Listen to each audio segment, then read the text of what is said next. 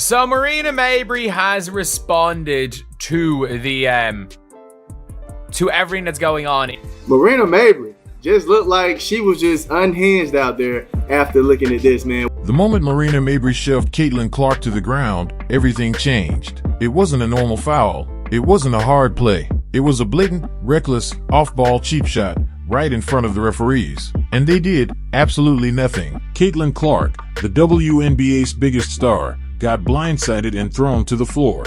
No flagrant, no ejection, just a quick shrug and a technical. Meanwhile, Sophie Cunningham gets tossed for a routine foul minutes later. Fans were stunned. The crowd exploded. Commentators couldn't believe what they were watching. But what really sent shockwaves across the league was what happened next.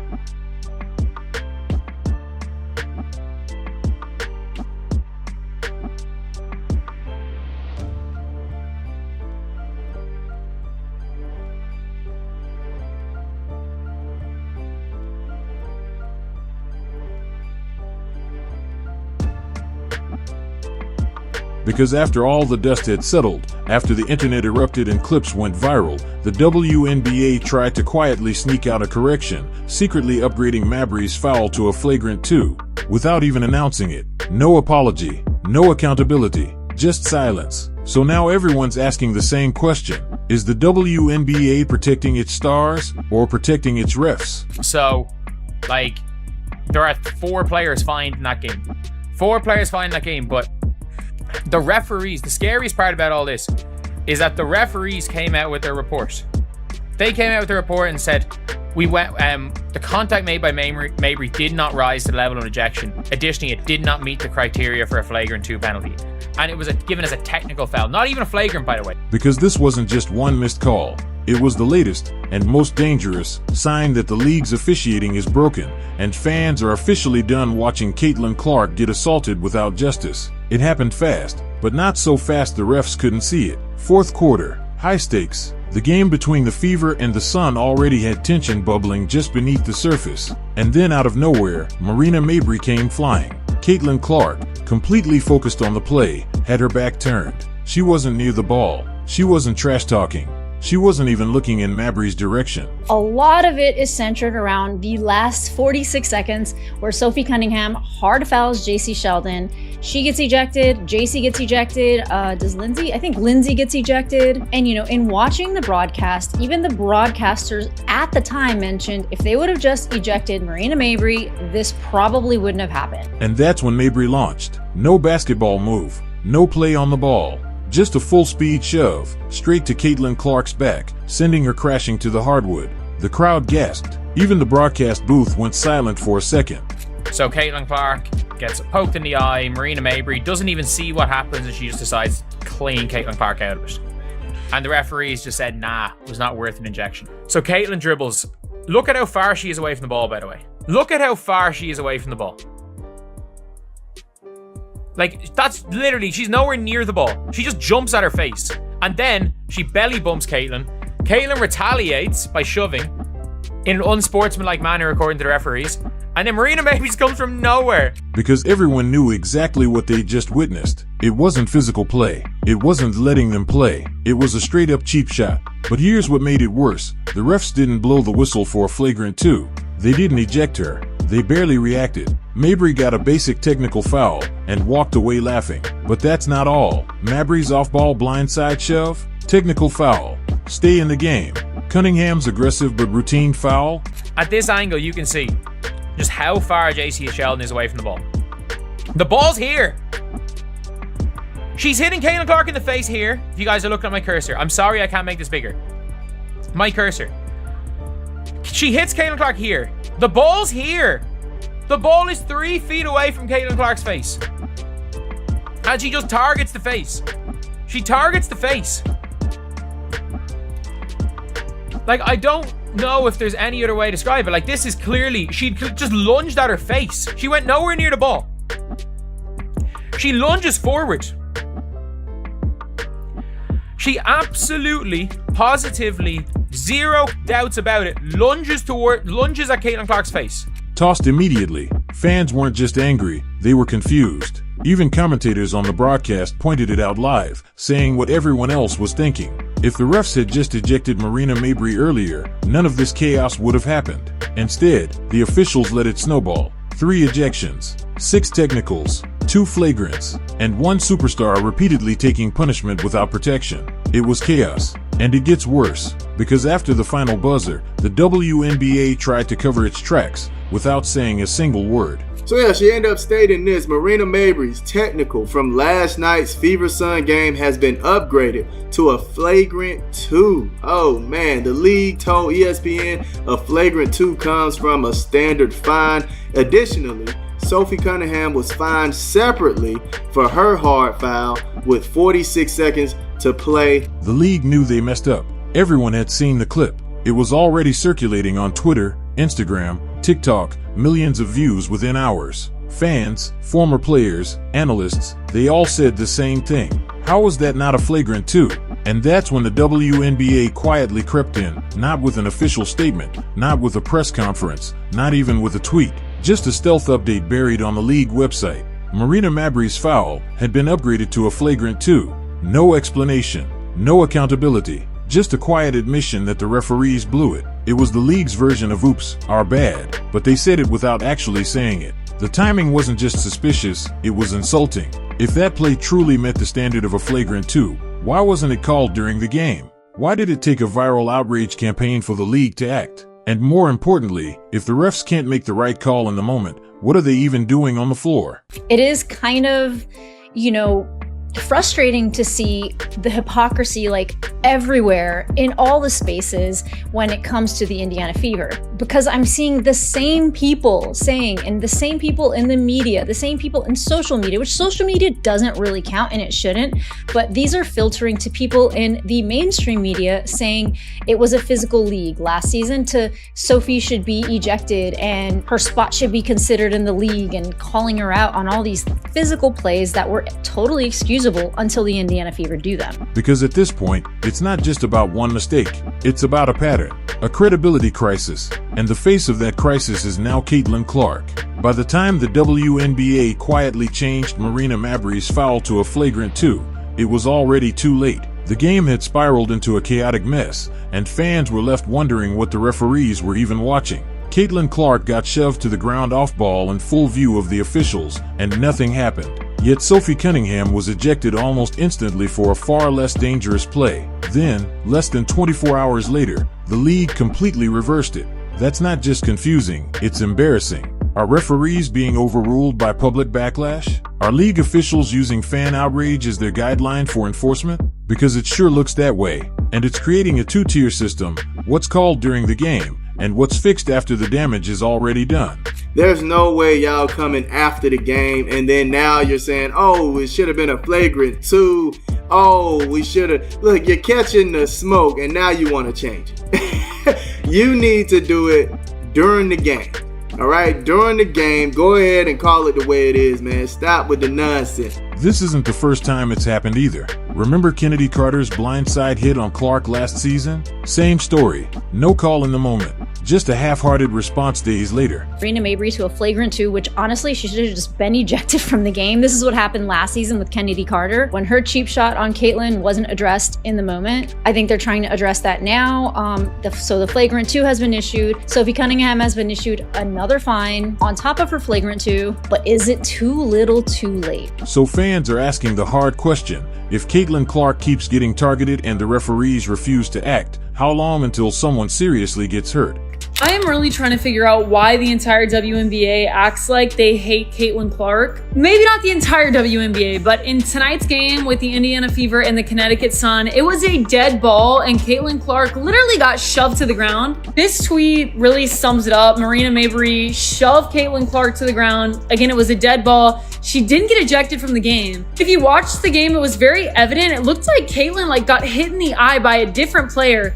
Play is over, and then both of these players from the Suns come over and just knock her to the ground. And I've said it before and I'll say it again, I don't understand why this is all happening to Caitlin Clark, who's brought so much attention to the league, frankly, revenue and viewership numbers. She single-handedly has made the broadcast rights go up. And it's not just Clark. It's about every player on the court who expects a fair game and consistent rules. When fouls like Mabry's get ignored in real time, it tells every other player one thing: go ahead and take your shot. There's no real consequence. And the scary part? This is becoming the norm. Even neutral fans, people who had never watched a WNBA game before, were speaking up.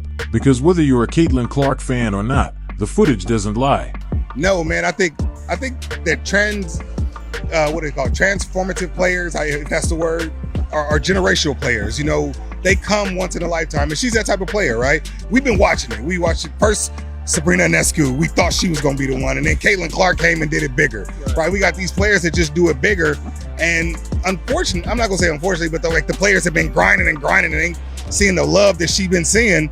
Now are like, you know, that ain't right. Like, we've been grinding, we should get that love, but she's a difference maker. She's somebody different. Like, the three wasn't cool till Steph Curry came, you know. So it's that same type of thing that I think the WNBA is going through with Caitlin Clark, where it's like you got somebody that's so different and doing things in a different way than everybody else, and it's just gonna take time for the rest of the league to be like, yep, she's great. She got assaulted on national TV, and nobody in a striped shirt did a damn thing. People weren't just angry; they were insulted. Insulted that the league thought it could sweep this under the rug. Insulted that the referees gaslit an entire audience with a bogus explanation. And insulted that once again, a young superstar was left to fend for herself in a league that claims to protect its players. So this just clearly shows me the referees need some schooling, man.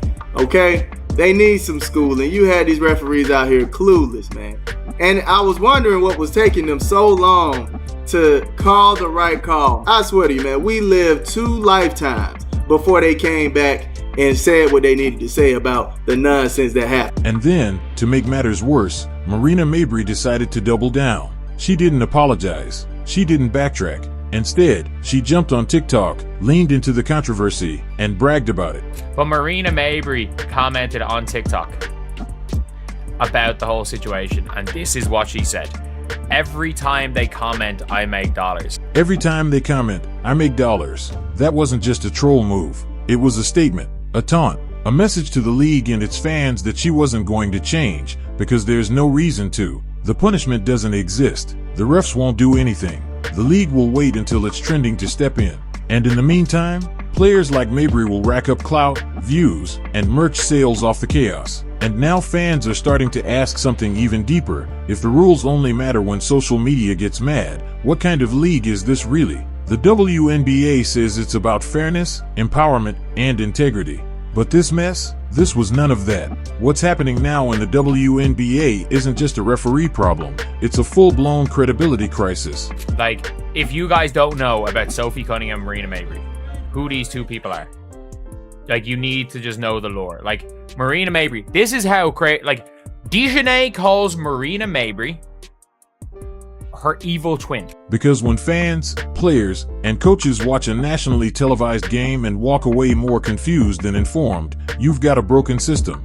And this isn't some isolated incident.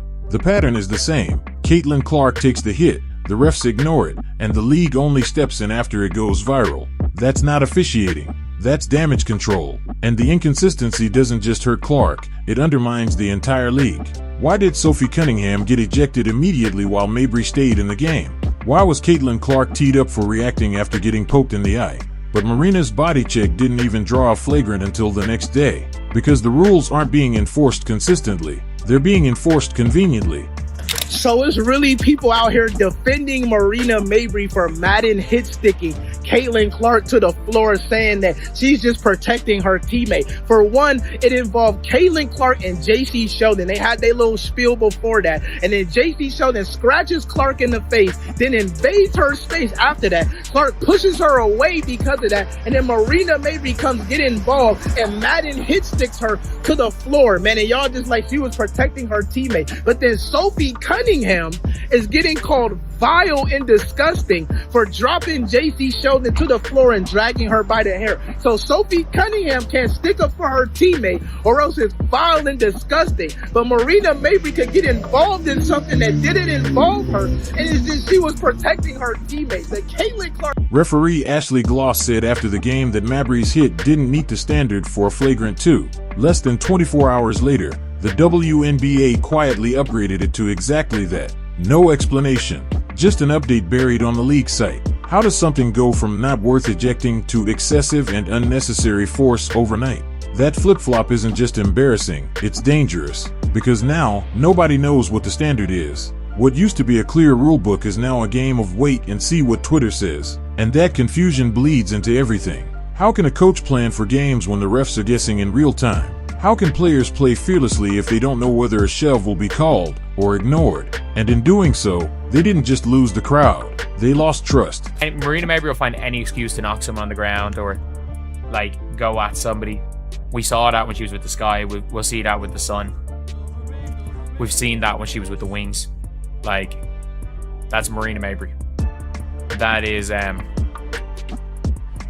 Marina Mabrey at the end of the day. At first, it was easy for the league and some fans to write it off. Oh, it's just Caitlin Clark, they'd say. She's getting the rookie treatment. But after months of missed calls, blindside hits, and weak officiating followed by post-game corrections, that excuse has officially expired. This isn't just about Caitlin anymore. It's about every player who steps on the court thinking the refs will protect them, and finds out the hard way that it depends on who you are, who hit you, and how loud the internet gets afterward. Players like Sophie Cunningham are taking the heat simply for standing up for their teammates. Cunningham got ejected instantly for a take foul, one that didn't target the head, didn't come from behind, and didn't even cause an injury. Meanwhile, Mabry launched into Clark's face, off ball, at full speed, and stayed in the game. That's not tough basketball. That's selective enforcement, and it's becoming the norm. It's not just Clark under the microscope, it's the whole system. And if this continues, the long-term damage could be catastrophic.